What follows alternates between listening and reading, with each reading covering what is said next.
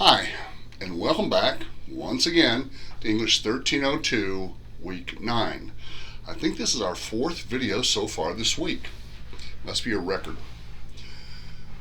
Under the course content module, there's a folder called Poetry, and I've just posted a link to a YouTube video called My Papa's Waltz. It's a tool. It's a weapon that you can use. Not a weapon, that's not a good analogy. It's a tool that you can use to help you understand poetry better. YouTube is filled with fascinating information, and yes, explicating poetry, explaining something using notes, is a wonderful use for it. So I posted this YouTube video. I've used it for years, but this one's all about the poem called My Papa's Waltz by Theodore Roethke. As you'll know in just a few moments, it's about a guy who comes home and his kid is there in the kitchen and he dances with him on top of his shoes and then he waltzes him off to bed. The first time you read it, and the first time I read it, I thought it was about child abuse. It sounds like child abuse. He beat time on my head with a palm caked hard by dirt. My mother's countenance could not enfrown itself. We bumped into the kitchen counters until the pots and the pans slid down. It sounds like a fairly mean event. But then I saw this poem on YouTube, and I forgot the gentleman's name who posted it. It's part of the Favorite Poem Project.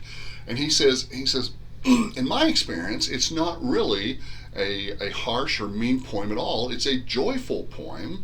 It's about a guy who comes home, he's had a couple of drinks, he's happy to see his son, they dance around the kitchen on the way off to bed. The mom she's kind of scowling in one of those, oh, boys will be boys kind of ways.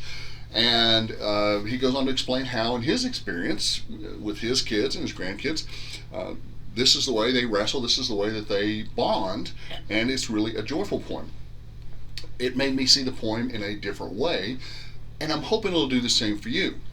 Now, I've only posted that one. I may post others as they become available, but I hope that you'll use YouTube to help you understand the different poems better. Richard Cory is pretty straightforward. I think after you've read that for the second time, you'll get pretty much everything there is there. The Raven, though, I'm always amazed at what you can unpack out of the Raven.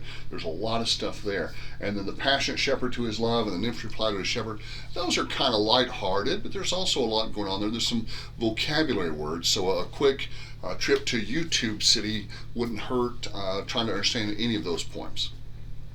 Okay? I think that's all I had for this video. Yeah, very short, 3 minutes. All right, enjoy your poetry, and when you have questions, which I hope you do, drop me an email, jfly@southplainscollege.edu.